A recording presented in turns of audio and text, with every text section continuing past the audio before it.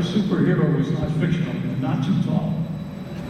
He was just 5'7", did not have a mask or a costume, but did seem airborne. He was everywhere. He flew at the speed of light. He went from store to store, city to city, chasing his dreams. Al Boscov was a friend, a mentor, and one of the hardest working and happiest people I ever knew. Years ago, when I had the occasion to offer remarks about Albert Boscov's achievements at some ceremony or something like that, I distinctly remember acknowledging him as Reading's own guardian angel. I also remember thinking, as I said those words, what would this community be like without Mr. B?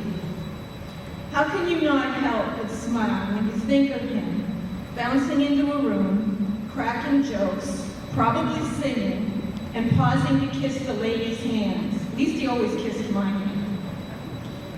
I went to his house the day he broke the news of his illness. I'd like to talk about a few things that we discussed. Albert started spending a lot of time in our house, particularly mealtime. My mother made things like hot roast, mashed potatoes and gravy, and lemon meringue pie. His mother made chicken. And chicken virtually every day, and one day we checked the freezer and counted 18 frozen chickens. He also reminded me of the time I was taking flying lessons. On the very day I got my license, I took him up in the backseat of a Piper Cub. It was his first flight, and I was showing off for him doing sharp turns and stalls and all these things that I thought were real classy. And I heard him sneeze. And I said, Gesundheit. And he said, that wasn't Gesundheit. And we raced back to the airport at a top speed of about 60 miles an hour, got a mop and bucket, and cleaned up the plane. But Albert was interested in absolutely everything. He worked the show going booth by booth, item by item, asking the price of everything. And he knew the magic sale price for any item. And he'd say, I don't know, at $3.99, I guess it's okay, we could sell some. But at $2.99, we could sell thousands. Would you take a little less if we bought all 28,000 pieces? And in the end, it was good for them, it was good for us, and ultimately good for our customers. And that's a truly winning formula, and quite frankly, one of the secrets to our success. Albert taught all of us. It's all about relationships where everybody wins. Albert was great at a million things. Driving was not one of them. Part of the orientation for every new executive joining the Boscov team was the following advice: never let Albert drive. Like many brilliant people, Albert could be laser focused on important things, but some of the more mundane items were simply not his concern, like stop signs or red lights. Vivian Stevenson, his dedicated administrative assistant, recalls numerous trips trying to find Albert's car where he left it with a flat tire or a dented fender. In the same vein, a couple of winters ago, both Albert and Senator Mike O'Kay were attending a meeting. Both wore heavy navy blue winter coats. When it was time to leave, Albert left with a coat that was dragging on the ground. Poor Mike O'Kay left with sleeves that only reached to his elbows. Albert only noticed the problem when the keys in the coat pocket wouldn't open his car door. Albert was the original multitasker. He'd be having one conversation with a buyer in the office, laying out an ad, when Vivian would let him know that the vendor he wanted to talk to was on the phone. He'd take the call, encourage the buyer to keep talking, finish the call, and stay right in step with the buyer's conversation. Oh, he was also eating lunch at the same time while all this was going on. It's weird standing up here I'm just a boy, and he was just my granddad. That's who he was.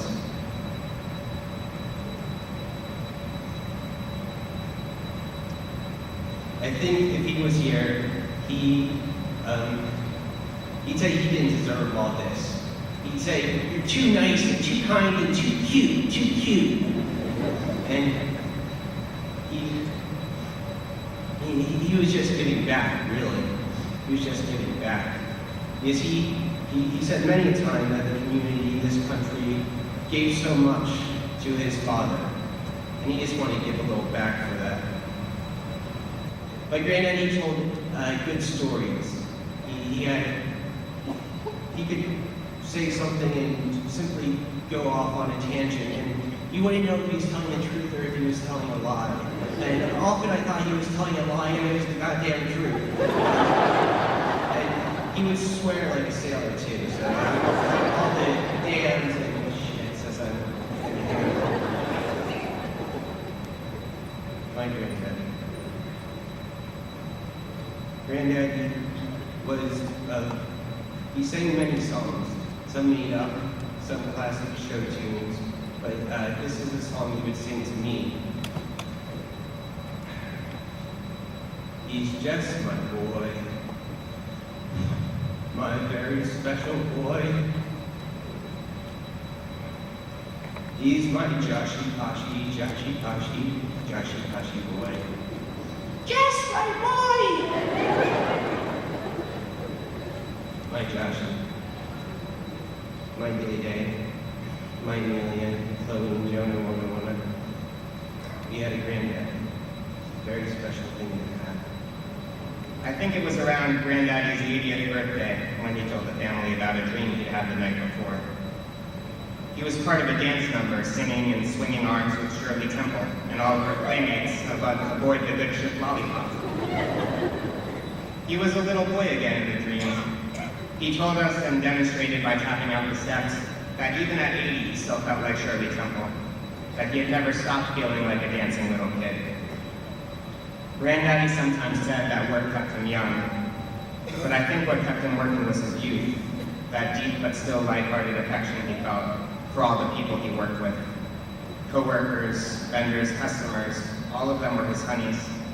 But whenever my mother came into his vision, his heart stood still, as if seeing her all over again, this witty, smart, beautiful Brooklyn gal, who, from that first look, was the love of my father's life, and he, of course, the love of hers. How many times a day did my father say that he loved my mother? It was likely the very first thing he said each morning, and the last thing in the evening, and a thorough peppering throughout the day. My father's final words were addressed to my mother. "Uni Boscov," he said, "I love you, Uni Boscov." I cherished that my dad was silly and playful. He would sing and dance through the aisles as we went grocery shopping. Whenever we left the theater after watching a movie, he'd become one of the characters and recreate scenes from the movie. I remember after seeing the Pink Panther movie, he gave an unsuspecting friend leaving the theater quite a shock, when instead of a typical greeting, he approached her in surprise jumping karate mode. Even this January, he sang and danced his way out of the theater after seeing La La Land. I cherished that my dad was a cockeyed optimist. No obstacle could get in the way of his vision for the store, for revitalizing revenue, or for making the world a better place for all. Because my dad loved and cared about all you guys so much. And the whole community was his family. If you didn't know the people Dad was working with, he introduced us with a song.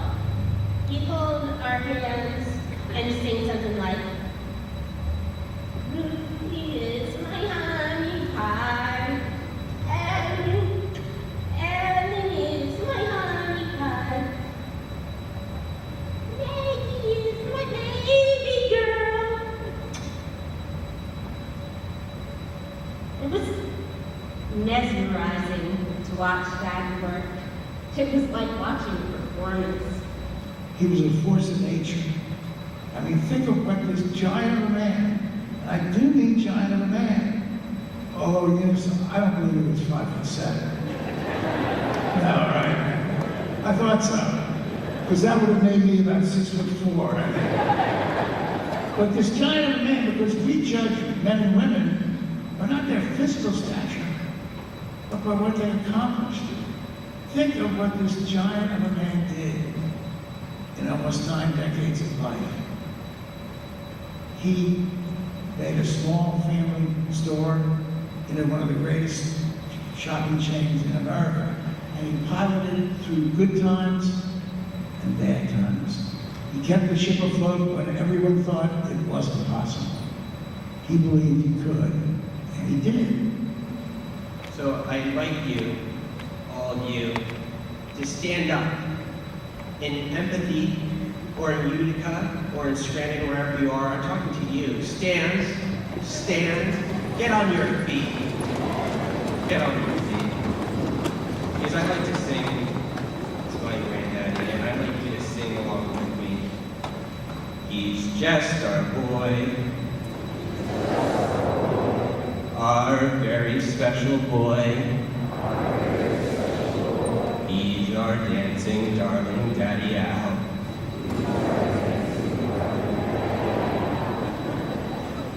He's our funny honey bunny.